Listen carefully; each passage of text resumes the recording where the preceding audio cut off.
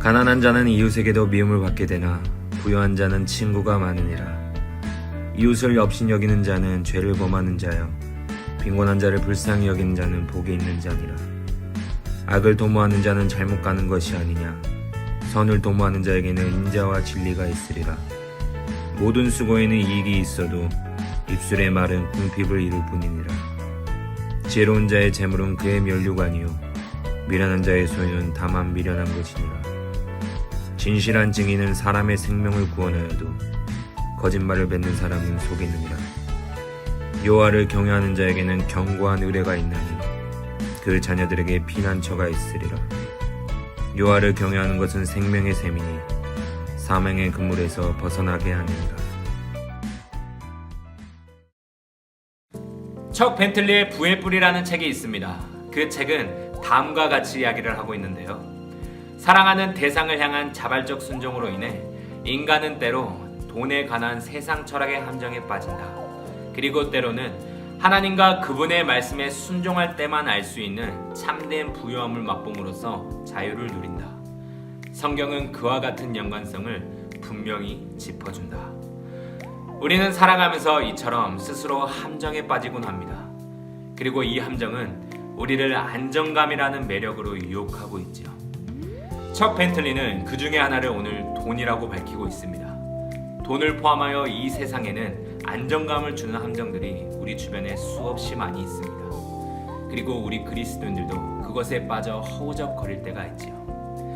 하지만 안정감을 줄 거라 생각했던 그 대상들이 결국 나중에는 안정감이 아닌 불안정한 영적 상태로 몰아가게 되는 것을 보게 됩니다. 이러한 모습을 통해 오늘 잠언은 우리에게 진정한 안식처가 되는 대상이 누구인지를 간결하고 명확한 단어들로 기록하면서 두 가지 사실에 대해 알려주고 있습니다. 첫 번째는 여호와를 경외함으로부터 견고한 피난처를 얻을 것을 이야기하고 있습니다.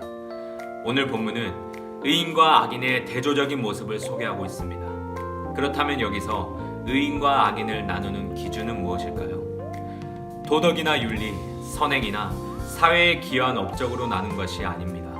그 기준은 바로 하나님과 연관성이 있는데요. 문맥상 악인은 하나님의 법을 거스르며 자기 뜻대로 사는 자를 말합니다. 그들은 가난한 자를 학대하고 자기를 지으신 하나님을 멸시하는 자들이죠. 궁극적으로 세상에 존재하는 대상인 돈과 권력, 명예와 소유에 기대어 사는 자들을 말합니다. 그렇다면 의인은 누구일까요? 의인은 반대로 하나님의 법을 순종하고 따르는 자들입니다. 다시 말해 하나님을 경외하는 자들이라고 표현할 수 있는데요. 하나님을 경외함은 결국 순종의 모습을 통해 드러나게 됩니다. 여호와를 경외하는 자들은 악인의 모습과 정반대의 태도를 갖습니다. 의인은 빈곤한 자를 불쌍히 여기고 선을 도모하며 인자와 진리를 베풀며 어떠한 순간에도 감정에 자신의 행동을 맡기지 않고 말씀에 따라 행동하는 사람입니다.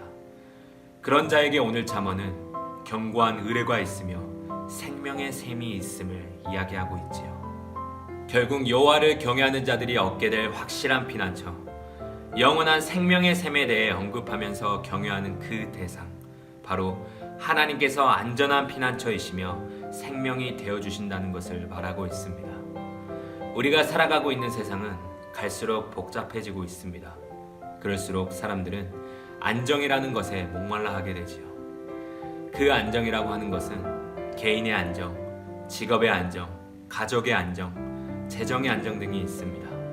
하지만 오늘 잠언은 이러한 시대가 주는 안정을 위해 노력하고 수고하는 것보다는 하나님을 경외함으로부터 얻어지는 견고한 피난처를 통해 생명의 샘을 누리라고 이야기하고 있지요.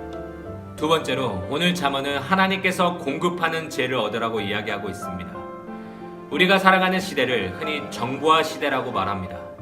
그런데 그 지식과 정보의 과잉 현상으로 인해 오히려 더 혼란스러운 사회가 되어가고 있는 현실이지요. 다량의 지식과 정보가 사람들에게 유익을 주고 사회 질서를 보여하며 사회 구성원 개개인에게 빛의 역할을 감당해야 하지만 우리의 기대와는 다르게 오히려 부작용들이 무수히 드러나는 시대에 살아가고 있습니다.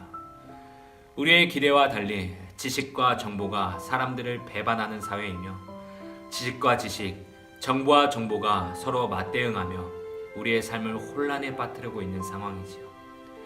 그래서 더더욱 우리 그리스도인들에게는 지혜가 필요한 시대입니다. 그 지혜는 다른 것으로부터 얻어지는 것이 아닌 하나님을 경외하고 의뢰하는 자들에게 공급되는 지혜입니다. 이 지혜는 영육간에 유익하며 하나님과의 관계, 사람과의 관계, 재정을 다루는 방법, 환난을 극복하는 태도 등 사람이 살면서 경험하는 수많은 어려운 문제들 가운데 해답을 주게 됩니다.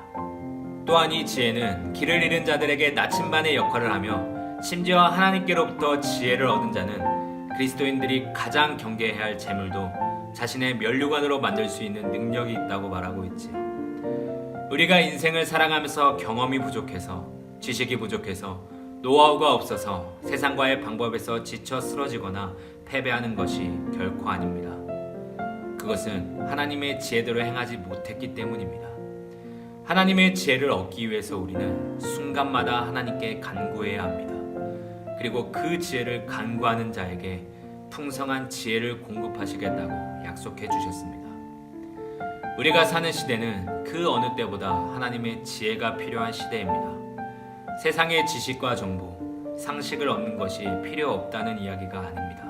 하지만 그러한 지식에 대해 급급해하거나 그런 매뉴얼들을 우리의 삶의 기준으로 삼기보다는 하나님께 간구할 때 풍성하게 공급해 주시는 그 지혜를 통해 삶의 기준을 삼으며 승리하는 그리스도인의 삶이 오늘 잠언이 말하는 참 지혜자의 모습이지 않을까 생각해 봅니다.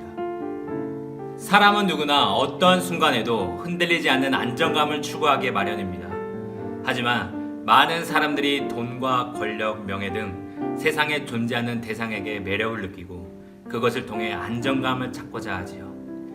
하지만 그 대상이 결코 우리의 삶에서 영원하지 않다는 것을 그리스도인들은 알고 있습니다.